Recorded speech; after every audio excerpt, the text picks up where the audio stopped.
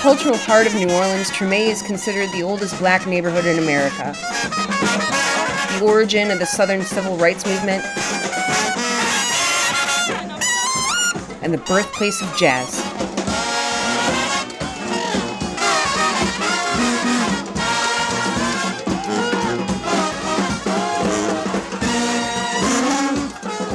I don't want to say it doesn't get older than Treme, but it really doesn't get older than Treme. The French-Spanish Creoles, the white folks, were moving into Faubourg-Marigny. But that was pricey, and you still had the whole white people not wanting to live with black people thing, right? So free blacks were looking for a place to live that was close to the quarter, that was affordable housing. Treme was the place to do it. So Treme becomes basically a free black neighborhood in the late 1830s into the 1840s.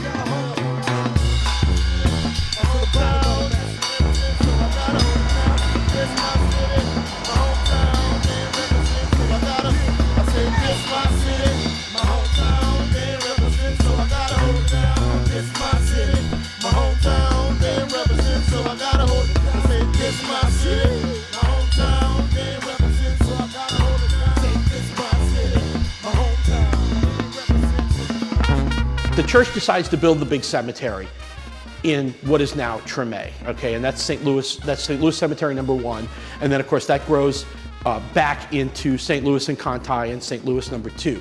So just the cemeteries, of course, attract people because they're going to visit the family and that kind of thing.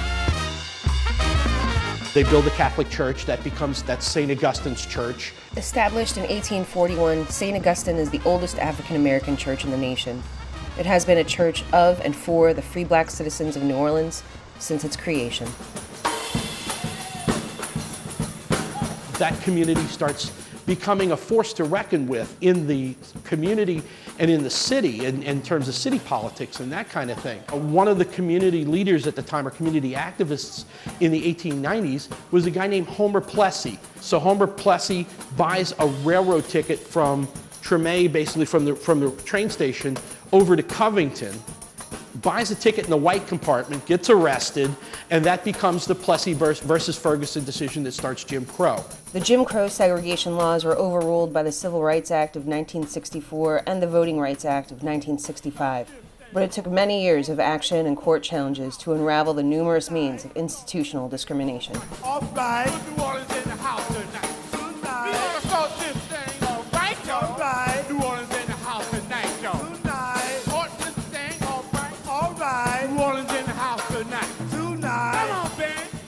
But then you had Storyville on the other side. And Storyville, of course, was one of those social experiments, right? Storyville was the red light district of New Orleans from 1897 to 1917. It was established by a municipal ordinance under the New Orleans City Council to regulate prostitution and drugs. The nickname Storyville was in reference to City Councilman Sidney Story, who wrote the legislation and guidelines for Storyville. By the end of the 19th century, Storyville had carved out much of the upper part of the Treme. And in the 40s, almost all of it was torn down and made into public housing. And I don't know if you see pictures of North Claiborne Avenue in the 40s and 50s, but it's gorgeous. I mean, big oak trees. It makes South Claiborne Avenue today look just like low rent. You know, it's the big, wide, neutral ground, the Circle Food store there, the whole, it's just a gorgeous neighborhood. Now, you think of going under the overpass and the band, you know, the second line bands are playing. You know, the brass bands make noise underneath it. You know, that's about the only good thing about it is the echo off of the interstate. You know.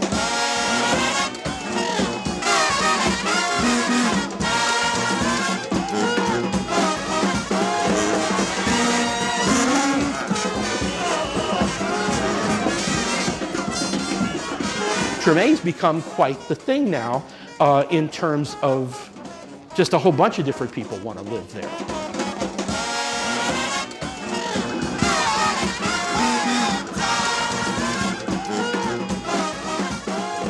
The Treme is just as much about the past as it is about the future. Its ability to balance forward-thinking development with deep neighborhood pride, and its ever-changing tides that have literally shaped the course of events in Black America for the past 200 years.